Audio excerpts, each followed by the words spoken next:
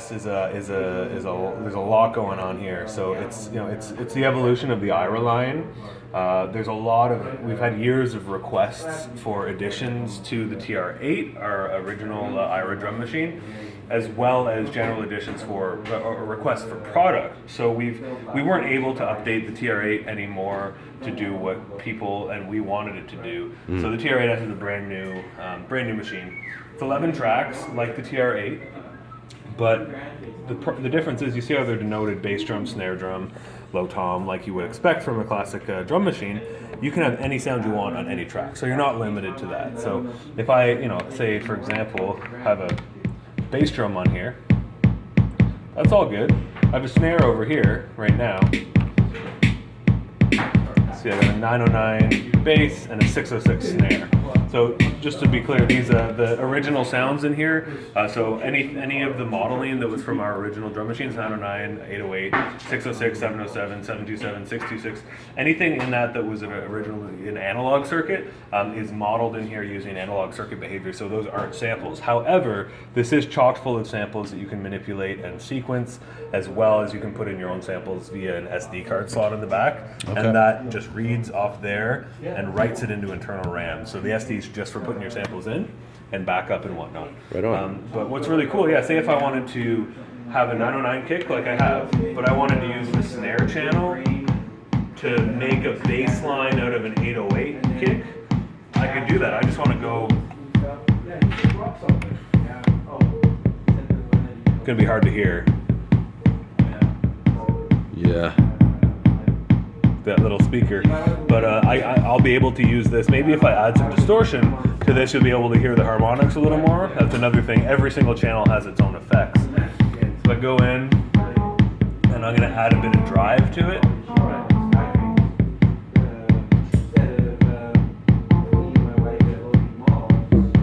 Oh, there we go. A little bit better.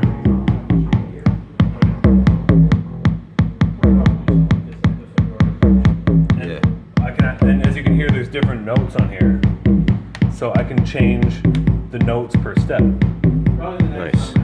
And is there like performance locks, P locks, whatever you want to call it? Yeah, exactly. Modulation per step? So if I just clear this out and show you, that's just a static note. So there's a couple different ways you can do this.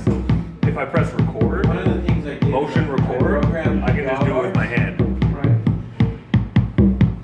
Whatever I turn is then written into the sequencer. So I can actually see every step I turn and put a discrete value into there. Yeah. But if I wanted to change that by holding down a step, I can do that as well. And even, yeah. So you can change parameters after you've triggered. So you can do some cool, say you have a long decaying 808 kick drum. When that's another thing is we put modified ACB voices in here, so you can get something like a very long 808, like you would get from a like more of a modern trap kind of idea, and you can tune that. But say you trigger it, and you can go, you can tune that after the trigger. Nice. And then I could use the low tom track for my snare or my clap or whatever I wanted to do for that, or I could even build a synth voice with any samples as well, because we do have filters and whatnot. So I can select a waveform sample like a sawtooth and go into there and take and add my own filter. And is it effects per track or Effects just per track, global effects as well? So there's a sawtooth with a filter on it, and if I wanted to, the magic of this machine really is these control knobs can be set to be any parameter that has anything to do, any parameter for that sound. So say it's a sample, I could set this to do coarse tuning and make a bass line with semitones and actually keep it in a key. So it's not a groove box, it doesn't do external MIDI sequencing, and the RAM is limited. It is a drum machine first and foremost, but when you start pushing it, you can sequence the tuning of things. So it is kind of a groove box in that sense. And it's not built to put loops in necessarily, but you can do that. As long as you don't go over the RAM. You want to put in a 4-bar loop? Sure, go ahead. Trigger it on one on the first step of your first variation, and then keep it running through. That's another thing is compared to past Roland drum machines like the 808, 909, and the TR8. All those we have the ability to have up to 128 step patterns. Wow. As opposed to just A and B, we have A through H. Nice. And so couple that with reverb and delay sends. So there's effects on each channel. There's reverb and delay sends. There's also master effects, which have, if I get something going here. So instead of that bass line, I'm just going to go grab a snare. Right. Or a different snare. Let's see. 707 snare. And some of the voices, if you see here, it says 707 snare 1 and 2.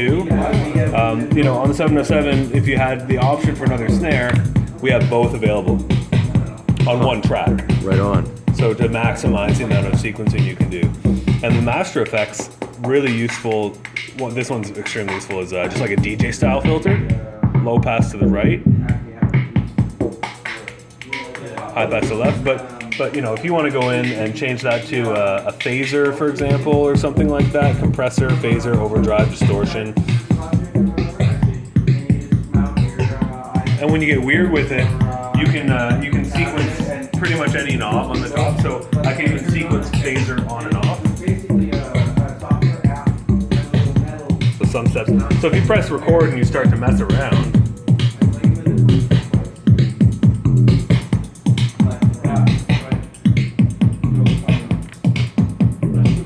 start to get some strange stuff. Oh yeah. Also, you can have individual lengths per instrument for the patterns. So, say if I grab the rim shot here. So you can get polyrhythms? People would call them polyrhythms, yeah. So I could have the rim shot moving in a pattern of 7 or a pattern of 5, something like that. So, let me see. Or, let me grab, there's another addition, is a velocity sensitive pad you can use to preview sounds or play them into the sequencer. I want to use, there's a really nice thing here, the 606 gate symbol, yeah. So it's a 606 symbol, but you got this nice gate on it and the high pass filter. Nice. Say I wanted this to have, I just press last step and it's going to have 7 steps. So now this sequencer is 7 steps. So if I play something like this. Wow, yeah, exactly. Interesting, right? And a weird behavior that I really like is this. So these variations, very easy to get through. So I could just press B and program a new variation if I wanted to. And I could have, 2-bar pattern. Continue on up to an 8-bar pattern. But if I hold down copy, press A, then B, I copied A to B. So they're the same. That's all well and good. What's really neat for playing live, and this is something I personally love, is once I've done that, or even if I don't copy it, while I'm playing A, I hold record and press B. I can sequence B. See that snare there? You're not seeing a difference yet because I'm looking at B. As soon as I switch, you're going to hear. Oh, that's sick. And because of the motion recording I did, right, there was some weird, unexpected stuff. Really fun. But this really interesting behavior is that I discovered that each of the instruments will move through its variations independently. Okay. So when you think of what that means, so I have a 7-step, ride kind of sound. So what it's going to do, if I change the ride on B and just put, say, 2 notes, we're going to hear the ride pattern go from A to B, but in 7s. 1, 2, 3, 4, 5, 7, 1, 2, 3, 4, 5, 7, 1, 2, 3, 4, 5, 6, 7, 1. Right? But the rest of the instruments are going through in 16s.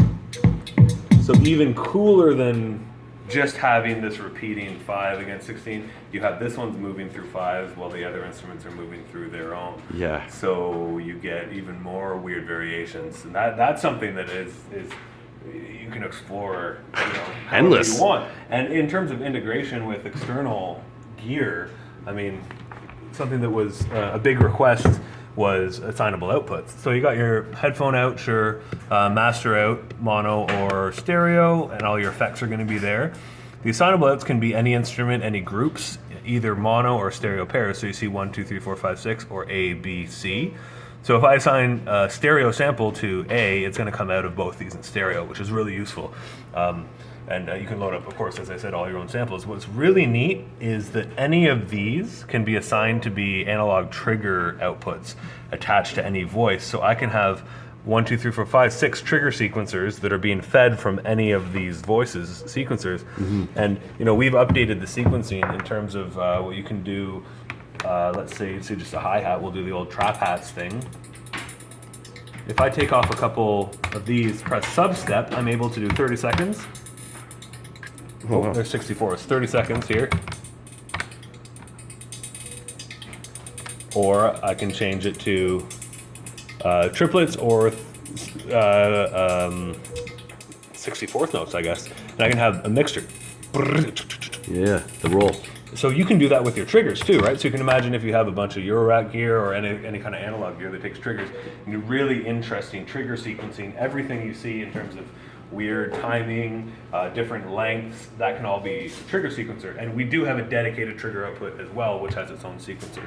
I'm using it to clock an SH01 just to be the clock, but again, these are all very complex sequencers that you can program a lot into. So this can be like a brain for a lot of gear. Absolutely. When you look at the Eurorack market currently, if you were to buy a trigger sequencer that could do all that, it would be easily as expensive as this entire machine. But this is a killer drum machine with not all, but most of the classic Roland sounds, all the TR sounds. You can put in your own samples, sequence those different parameters, and it sounds really good, which shouldn't be an aside. It shouldn't be the last thing I say, but when you hear this thing through a system or in a recording, it really stands out of the crowd. So.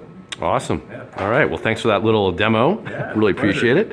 I guess it's looking like people are starting to pack up gear here, so probably have to pack it in. There's Mike. But thank you very much, Dustin. Really appreciate the tour. Thank you. Always happy. Cheers. All right, guys. We'll wrap this up.